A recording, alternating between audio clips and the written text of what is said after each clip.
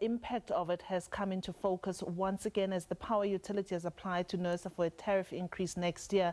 Last month, South Africa's national energy regulator officially published Eskom's multi-year revenue application, which includes a 36% hike starting next year. This has been met with backlash from consumers who are understandably contending with the already high cost of living and could see them sinking even deeper into debt if implemented.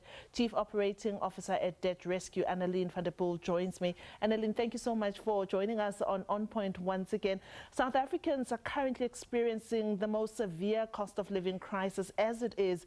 What are the dire socio-economic consequences of this more than 30% hike of Eskom tariffs for everyone in the country should it go ahead? It would be devastating.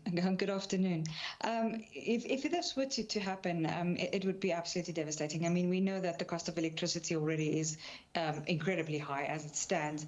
And, you know, from a South African consumer perspective, it takes up a large portion of the budget as it stands right now. And if we were to look at anything in the region of 30%, anything I'd say above 5 or 6%, it's going to have such a massive knock-on effect on consumers who really are struggling to literally put food on the table. They are now going to have to contend with this kind of increase as well, which they won't be able to afford to. Yeah. You've seen an escalating number of South Africans who have been seeking debt counselling recently. Do we know what's behind this? Of course, debt is behind it, but it seems like something has worsened along the lines.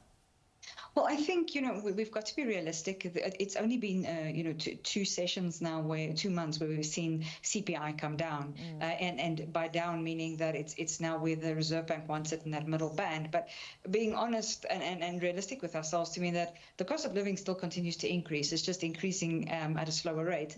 And unfortunately, the interest rate reduction we saw, many consumers have realized it did not bring the significant impact on their budgets that they'd hoped for. I mean, somebody with a 1 million rand bond is seeing a saving of about 174 rand.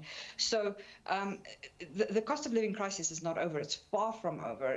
We've seen a little bit of a reduction in fuel prices, but again, you know, it just gets absorbed by the cost of goods for us at this point. Yeah. Annaline, the chief reason for the two-part withdrawal was, among others, to help workers to sort out their debts. Is it too early, or have we been seeing people actually servicing their debts with the withdrawal, or is it too early to kind of do the tallying at the moment? I think it is a bit too early to say. We know that there's been a lot of inquiries of people, you know, wanting to understand, can they, how much can they, etc. But I think there's still a lot of education that needs to happen so that people completely understand what it is that they're entitled to. Because, for example, you know, the maximum amount that is available at its inception on 1 September was 30,000 Rand, 10% or a maximum of 30,000 Rand. So it wasn't 1/3 of everything you had up until now. And then the second part is remembering that it's getting taxed. And that you know, even if you qualify for the maximum, you are going to be taxed at you know, your specific tax rate. So ultimately, you know, for many consumers, though it might seem like a way out, for the majority, unfortunately, it's going to be a drop in the ocean.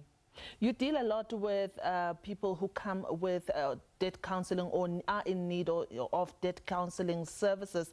What would you say is this is generally a person's ability to become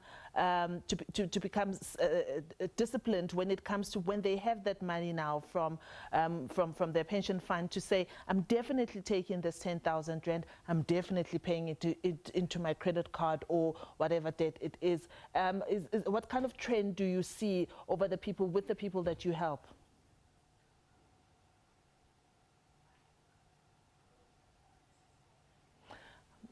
Annaline doesn't seem to be hearing us. The gremlins have gotten into the system, but we're really keen to hear with the debt counselling service that they provide to find out just what the rate of discipline is among people when they do have those the extra amount of money to actually pay towards their debt.